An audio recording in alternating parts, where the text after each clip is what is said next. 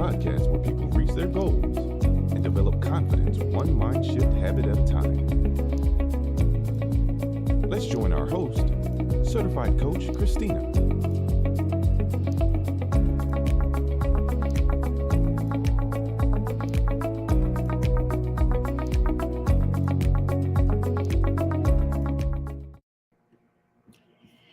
Hello. Thank you for joining me on another episode of Conversations with Coach. I am your host, Certified Mindset and Confidence Coach, Christina Callaway. I help athletes, parents, and coaches identify those areas that are hindering their performance, and together we develop the tools to increase their confidence and achieve their goals both on and off the field of play. Let me ask you a question. As an athlete, parent of an athlete, or coach, have you ever heard of or used the term mental block? I know when I was an athlete, that was what I would hear, and it was typically used to diagnose the reason I was no longer doing skills that I once did at will. Talk about super frustrating. Where are my athletes out there in the audience? I'm sure you can raise your collective virtual hand to say, that would be me, or a parent, that's my child. Well, I don't know if they or if you are like me, but I cringed whenever this was said to me or when I heard it said to someone else.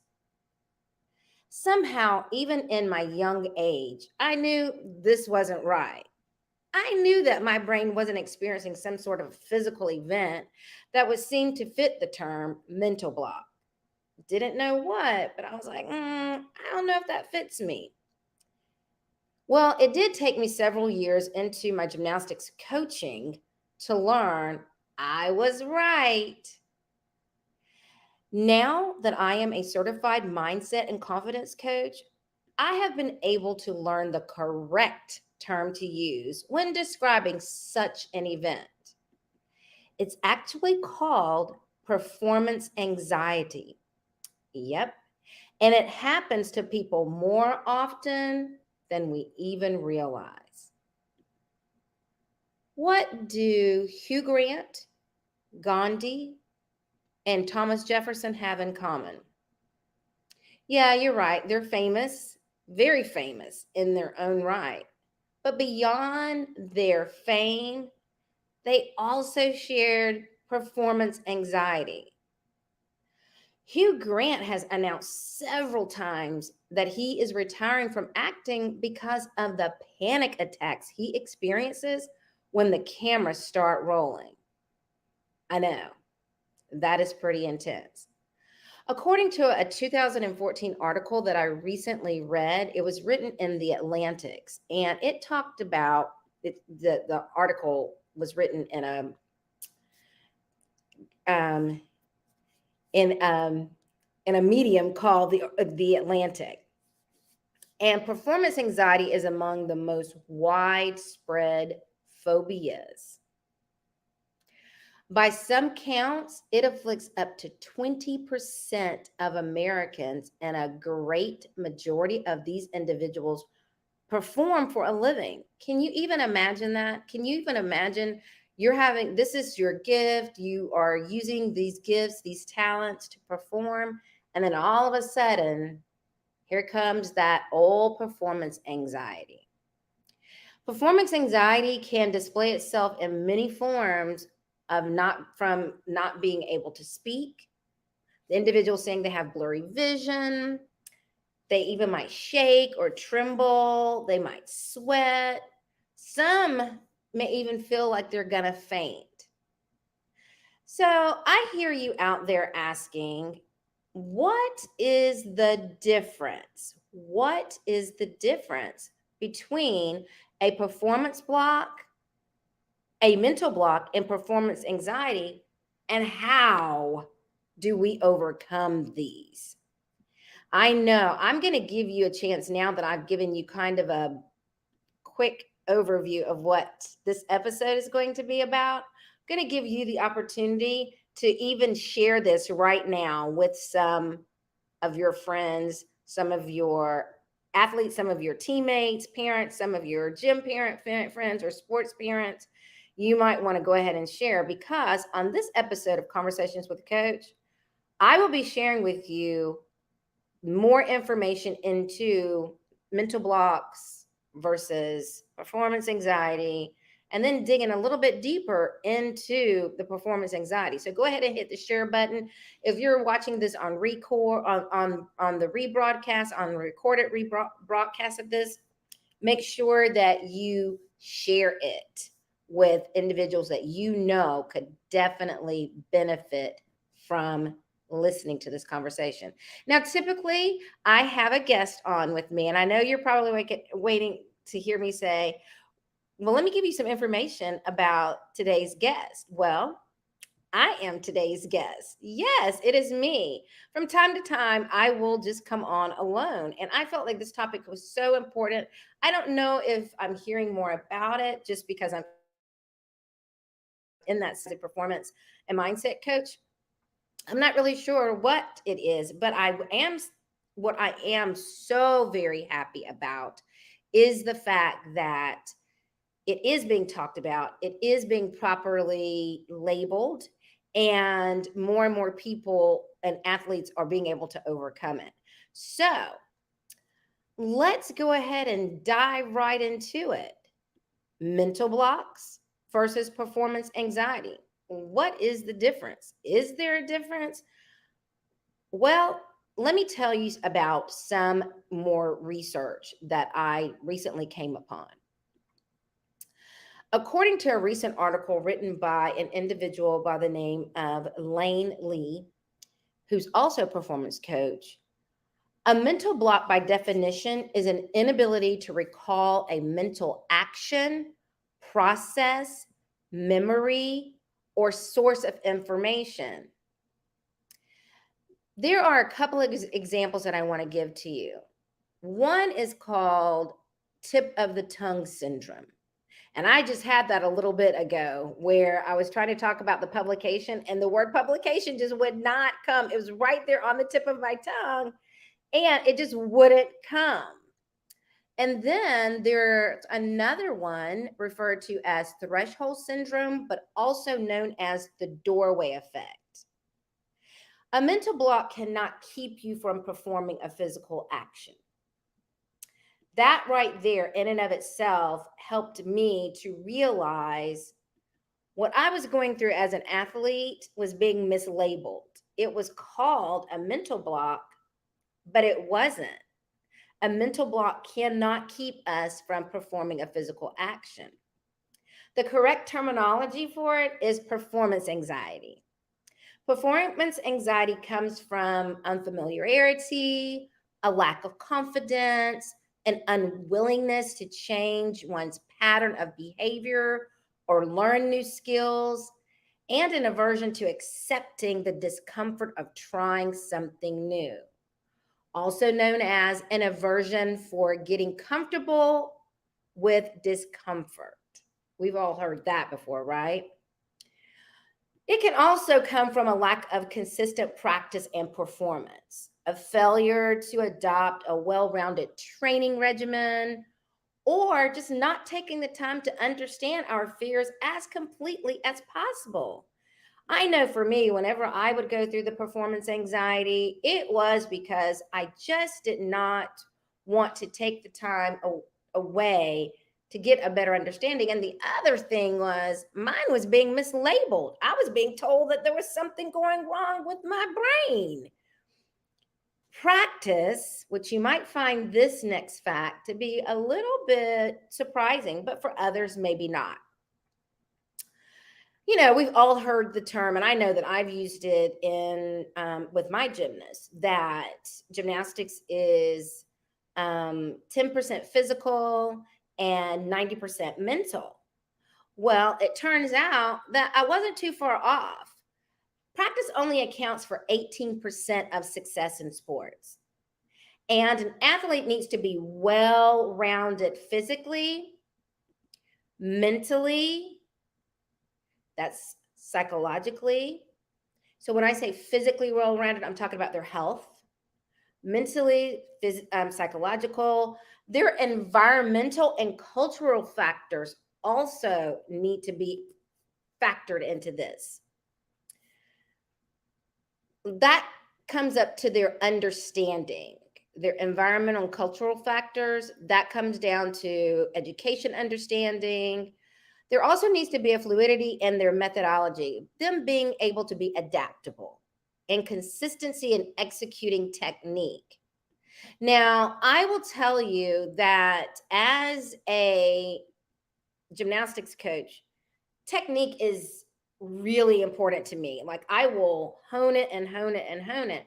And a lot of times I know the athletes are thinking, "Oh my gosh, she's more strict than the judges."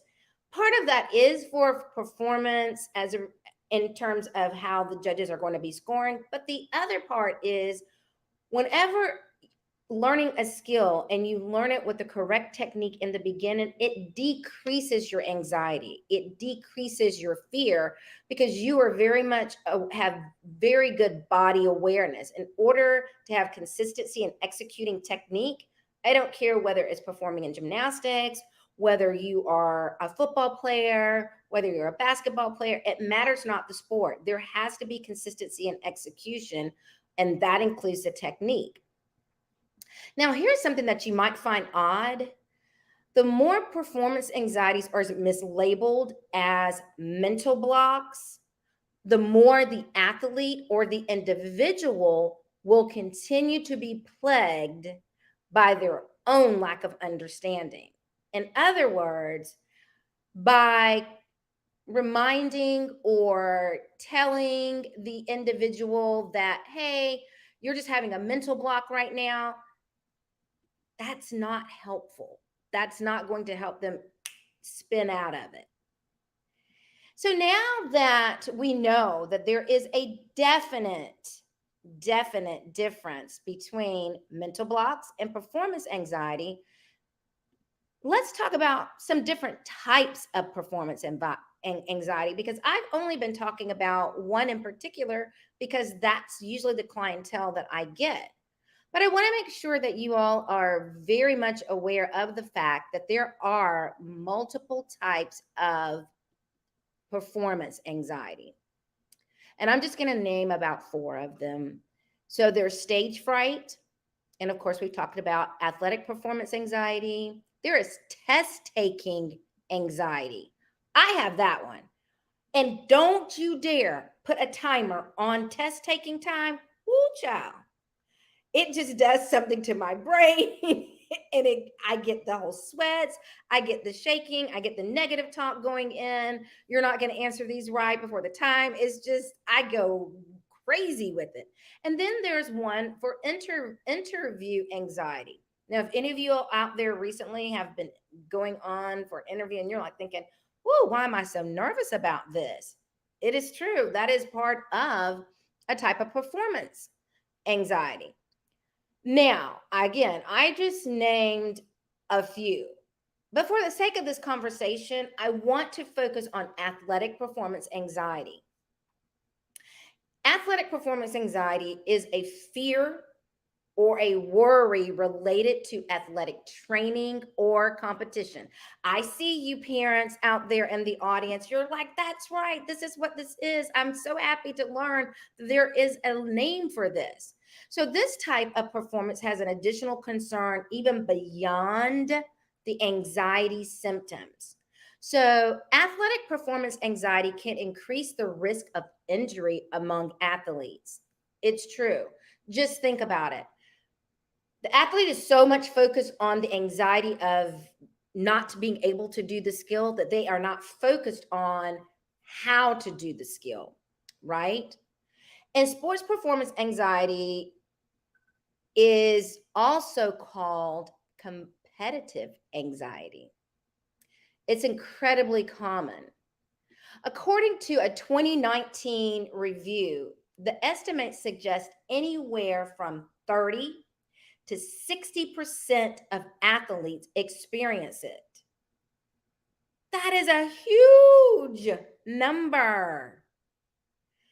Now, while it may bring the athlete, their parents, and the coaches a little bit of comfort to know, hey, we are a part of a group of individuals, and it doesn't make us feel good. Like, this is not a group that we want to have a card. We don't want to be a card carrying member of the performance anxiety club. But there are ways to cope with this type of anxiety, and that is the great news. In knowing about the types, when you can identify the specific type that you have, then you can move toward the overcoming part. But before we get there, I do want to share maybe some causes of performance anxiety, because you're probably sitting out there going, okay, now I know the name of it. I know that it's associated with the sport. I know that it's associated with not being prepared. But here's something else. I'm that individual who likes to know, well, what causes performance and like where, what, why, what causes it? So there are two common causes that can affect performance. There is something called the Yerkes-Dodson law. And this law explains how stress and anxiety can affect performance. Basically, in a little nutshell, the athlete's performance will likely suffer if their arousal levels are either too low or too high. Again, balance is key in everything. So our stress levels need to stay in a limited range in order for us to perform well. So as an athlete, you want to take that away from this. For an example of low arousal, what this means is that maybe the sport or the activity that you're participating in, it's boring. So you might not be putting forth your full effort. This may resonate with some parents, but it also may be difficult to kind of digest, especially if your athlete has been participating in that sport for a really long time, and all of a sudden they appear to be bored. There is the optimal arousal that I did mention, and this is that state of where you feel engaged enough in your sport to push yourself a bit harder than usual. But then we want to talk about high arousal, when you are in overdrive. And how this appears in sports is that you feel so stressful, you panic or freeze as a result. And in this situation, you are experiencing sports anxiety. Now, this law can be applied to any kind of performing task. So it's not just relegated to sports. It could be anything from stage rehearsal to interviewing to boxing matches, just anywhere. This law is like most laws, it applies to multiple things. So what you want to keep in mind is that everyone has a different level of stress, and a match that a teammate may find boring could actually be overwhelming for your athlete. So that's how you want to keep that in mind. Now, I mentioned that there were two causes. So another cause is the Smith and Small model. And this was first suggested in 1990, okay? And it offered one of the first multi-dimensional models of sports performance anxiety. So according to this model, there are multiple dimensions of anxiety and how they can feed into one another. So the first is the mental element. We've talked about that. The athlete anticipating how tough their match is going to be or the competition. And then they will start wondering whether or not they can win. They could also start worrying about the consequences of losing. So that's the mental aspect of it. The next one is the physical symptoms. As we become more anxious, our bodies respond through trauma response. The familiar ones, fight or flight. Those might kick in when you're exhibiting the physical symptoms. And this response, again, can lead to the physical symptoms like sweating, shaking, needing to go to the bathroom, those types of things. I have athletes that are like that. It's like right before their competition, Coach Christina, I have to go to the bathroom. It's like, are you kidding? And then the third part of the Smith and Small model is the in the moment impact. So that's where the physical and the mental anxiety symptoms distract the athlete from their game, from their competition. And when this happens, it affects the athlete's ability to perform, to play. So, as we might imagine, when this happens, as the performance declines, the athlete begins to feel more worry. Their worry increases.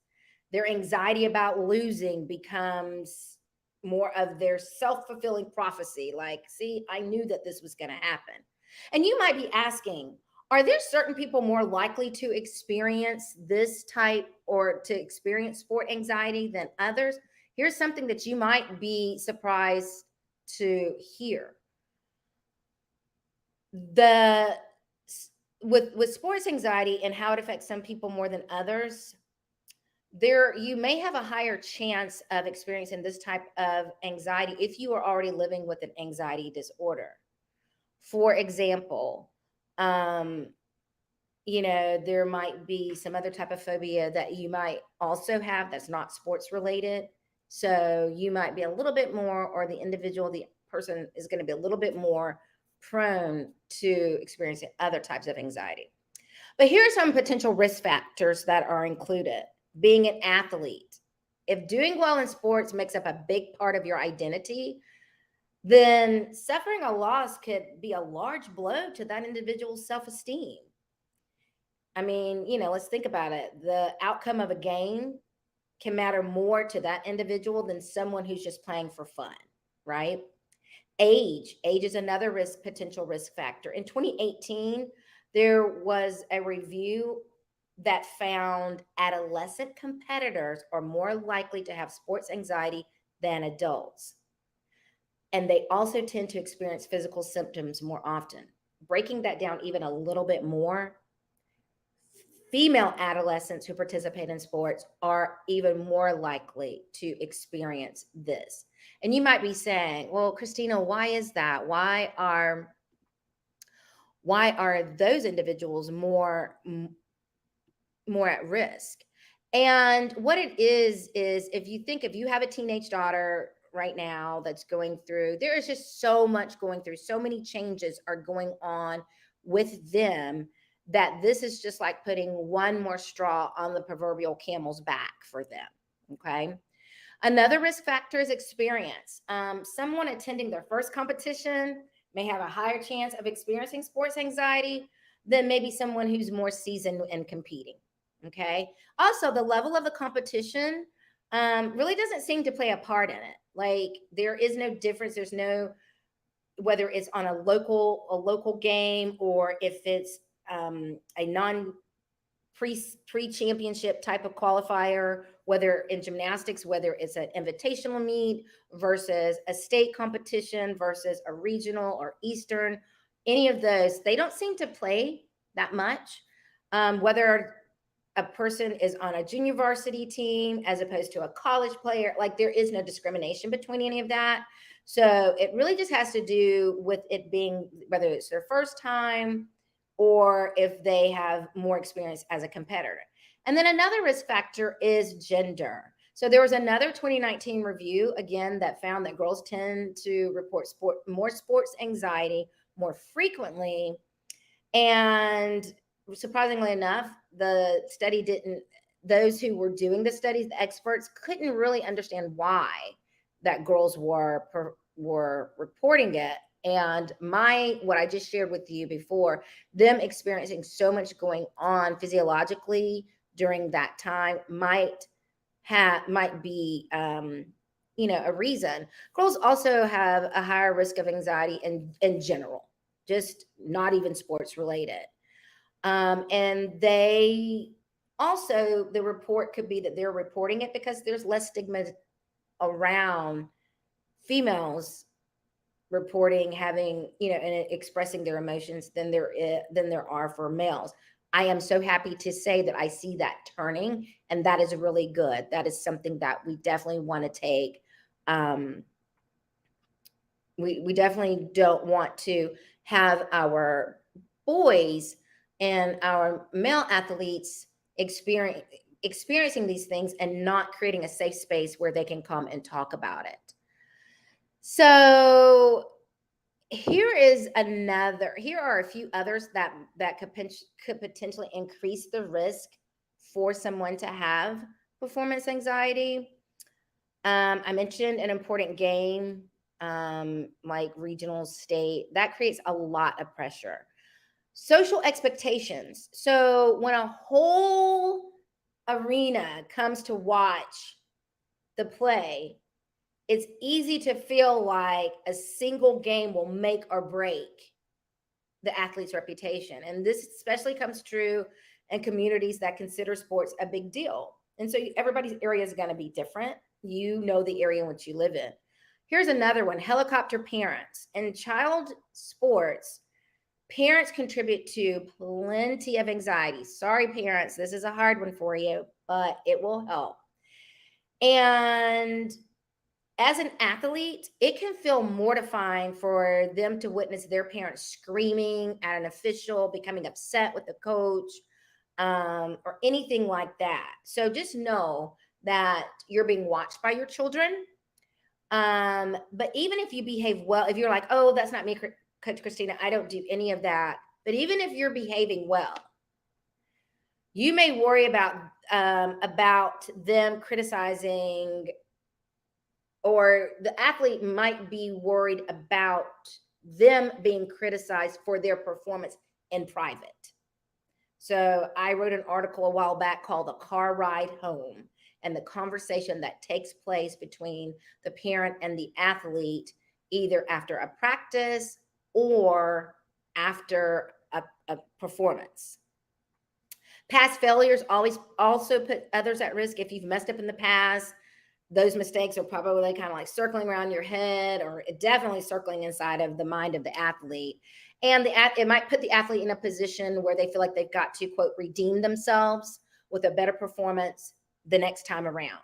And then competing by yourself, solo competition. I know I used to have some of my athletes that they were the only ones on their level. And so they would go to the competitions by themselves. And for some people, that really increases the anxiety and it hinders their performance. So we want to talk about how to overcome performance anxiety, because now I have just loaded you up with all of the information and the details about performance anxiety. Now, how do we overcome it? What are some things that we can do? Well, when I'm working with my athletes, I, of course, always emphasize positive self-talk. And that's easier said than done, especially if the conversation inside of the individual's head has just been playing over and over those things, such as you're not prepared, I'm doomed to lose. So those types of things. So starting with positive self-talk and reframing that, helping them to become more self-confident. They'll suffer from fewer physical anxiety symptoms, and then they'll see an overall increase in their athletic performance. As a side note here, you all know that I love to read. And one of the most recent books that I read was entitled Soundtracks by John Acuff. Excellent book. And in it, he talks about, and it wasn't just written for athletes, he talks about the way that we overthink and how the way that we process and the thoughts that we think, he akin to soundtracks and it just made me think about, well, that is so true, because if I know, going through my own playlist of music, when I find a song that I haven't heard in a while, but that I really, really, really love, I will hit the repeat button because I don't want it to advance to the next one. I want to hear it again. And sometimes I will let it play through like 5 cycles before I let it go through. Well, according to John, that is exactly what's happening with us when we're overthinking. We are replaying those soundtracks. And he most recently just released a companion book, or his next book, that he wrote with his daughters, because he said that every time he would go to speak and talk about the book and soundtracks, that there would inevitably be parents in the audience that said, "This is great stuff. Can you write one for kids?" So he teamed up with his two daughters, one's in college and one's in high school, and they all three wrote a book together, and it is called Playlist. That usually resonates with the younger crowd a little bit more than soundtracks. They can identify when you say playlist. So I highly recommend getting that book and allowing your athlete to read it. Very short book, very easy read, something that they can read in just probably a couple hours or so. But it would be definitely helpful. Another tool that I like to use with my athletes when working with them is music. I know for me, music is so calming and it's so reassuring, and it takes my anxiety level way down. And you might see some athletes, like right before, they've got earbuds in, and most of the time they're listening to something that calms them down. Now, let me just do a huge pause right here. We're not always talking about music where it is water running or anything like that, because that may not work. That may cause even more anxiety for the individual. It is about making a music selection that helps to decrease their anxiety. And for some athletes, playing really upbeat, up tempo music does that for them. The bottom line is finding what music works prior to a competition. Now, I will tell you, through the music therapy sessions that I have with the athletes, this is really about helping them to relax and helping them to get more mentally focused in on their skills and being present and being in the moment. Those types of musics do have a distinct sound, and they are very low key and calming and relaxed. So I just wanted to put that out there about the music, because there's going to be different types. And then there's meditation. And I hope that we have evolved as a society so that we are not, when we hear the word meditation, we don't immediately go to chanting and that sort of thing. That is not what I work on. Meditation definitely can decrease sports anxiety. And when it comes to medication, there are so many, there is a plethora of types to choose from. And I will tell you that there is not a one size fits all. It is important to find the meditation that actually works well and that the athlete can identify from. And so some of the different types of meditation is, and when you're working on learning how to help focus, like grabbing a nearby object and focusing in on it to all the fine details of it. What tends to happen, and you can try this yourself, when you attempt to start a meditation and getting singularly focused on something, all of these distractions suddenly appear. All of a sudden, your to-do list is getting longer and longer. You're thinking about what time the next phone call is that you've got to make, all of this. But having that object to get singularly focused on helps to train the mind. The other thing that I do, that I help with my athletes when introducing them to meditation, is to be very forgiving of themselves when their mind does drift, because meditation and focus is something that is learned, and it does take a while to get into that rhythm. And then there's always professional support. There are different levels of performance anxiety. And as a performance and mindset coach, I have referred out some of my athletes to psychologists or sports psychiatrists to help them to get it into a more manageable state. So just understand that those types of therapies are out there, whether it be sports psychology, whether you're working with me. The bottom line is that sports performance anxiety is incredibly common, even among non-elite athletes, all the way up to the elite athletes. And so when you find that the emotions are running high, and they're high enough that the athlete's performance is taking a hit, that is when you know it is time to step in and bring in some intervention. And so I can hear you saying, okay, Coach Christina, you've given us all the information. We know the difference between mental blocks and performance anxiety. We know the different types of performance and anxiety. And even more specifically, we know that there is a way to overcome performance anxiety. So, what are our next steps? Well, I'm so glad you asked, and I am so glad you tuned in. If this episode resonated with you, and now you're like, whew, I understand what my athlete is going through. I understand that there's one day she's doing this amazing series on the beam, or she's doing her giant on the bars, releasing into her dismount without any trouble. And then all of a sudden she comes out of the practice and the tears flow as soon as she hits the car. And it might even happen, it could even be happening to your male athletes. I know I'm working with one right now that's involved in cheerleading. So again, I want to just put that out there. This is not just gender specific. It is an equal opportunity situation that athletes go through. So if you find that you want to get into a deeper dive, that you want your athlete to be able to talk with me, to really understand and peel the layers off to move forward, that is where you call and you get in touch with me. So you know how I do it. This call to action, it's no different for me than it is for anyone else. Currently following me on my social media platforms, I encourage you to do so.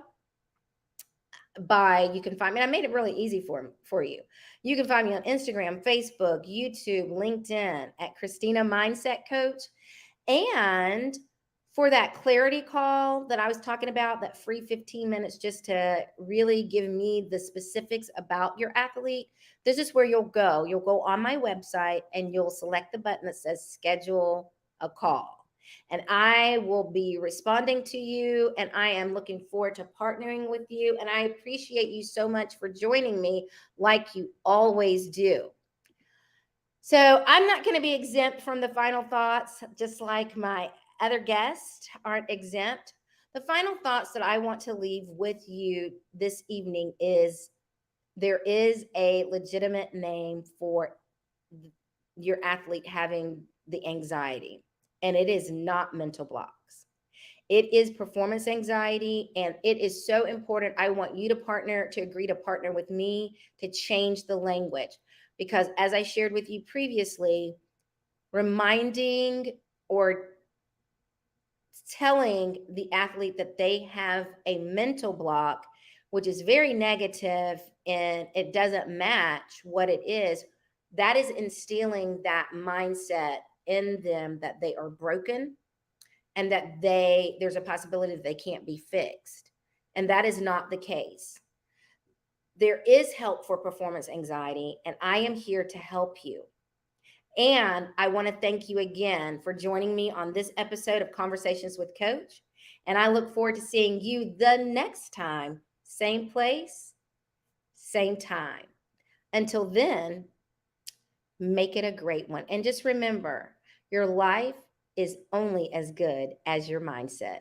We'll see you the next time. Thank you for joining me.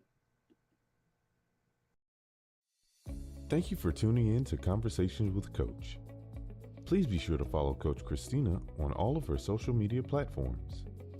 And remember, life is only as good as your mindset.